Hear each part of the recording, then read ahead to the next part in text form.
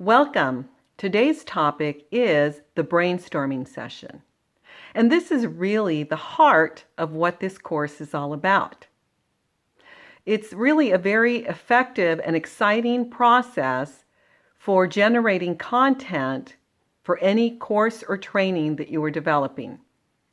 I have used this process many times in both group settings and individually to develop course content. And so we will be describing first the traditional group method for brainstorming. And secondly, we'll describe what the process would be if you're working alone. I'd like to begin by talking about the steps that need to be taken in preparation for the brainstorming session. Step 1, if you haven't already done so, identify any participants that can contribute to your session. This includes any staff if you're working with an organization or agency. It may also include subject matter experts and stakeholders. So take time to identify these potential participants. Step 2, schedule a meeting time that's convenient for the brainstorming session for all of the participants that you are inviting. You will need to have the following: a meeting room, index cards, markers, tape, and at least, depending on the size of your group, at least 1 or 2 other people who will be assisting you in conducting the session. Now, the day of the meeting, you will need to provide some brief instructions just right before beginning the brainstorming session. As you would with any other meeting, make sure that you take the time to have the participants get to know each other a little bit. At this point, they already know why they're there. Next, you should break the participants up into groups. Now, you may not need to do this if there are only a small number of participants. However, if the group exceeds more than 6 or 7, you could break them up into smaller groups of 2 or 3.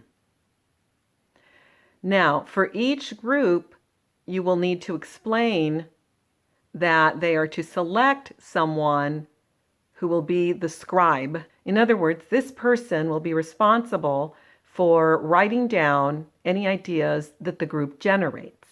Explain to the group that they are to write ideas for content to be included in the training. Now, these are folks that have some experience with the subject matter or are part of the process that the training will cover. And so they'll be offering ideas based on their knowledge and experience as to what types of topics should be covered in the course that you're developing.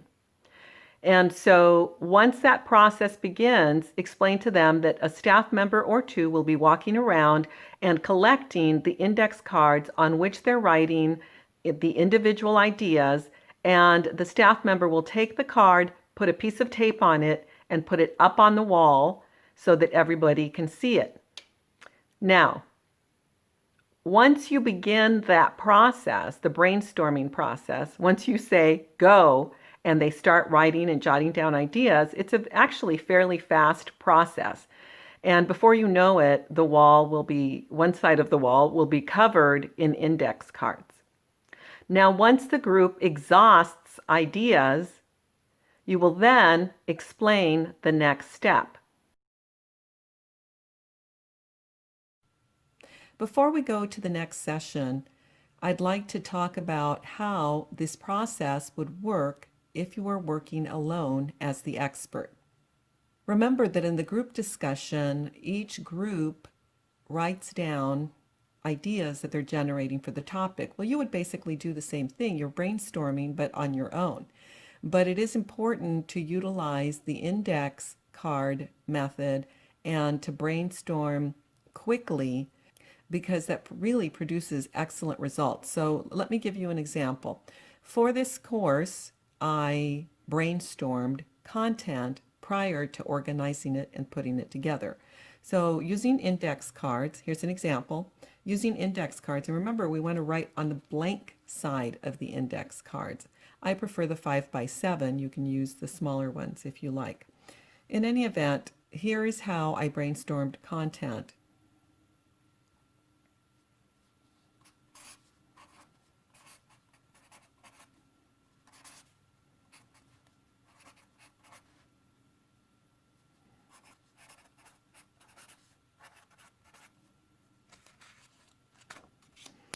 I will stop right there. This is just to give you an idea as to how the process works. Now remember, it's just jotting down anything that comes to mind regarding what should be covered in the subject. So once you have exhausted the ideas, you put them up on the wall, and then you're able to get a view of all of the ideas that you've generated, and then we'll go on to the next step in the next session on what happens next. For purposes of experiencing the brainstorming process yourself, please select a topic that you are familiar with and follow the steps for brainstorming potential content for this subject. This can be something you have previously taught, something that you are planning on teaching, or just any random topic on which you happen to have knowledge, and again, just for the purposes of engaging in this exercise.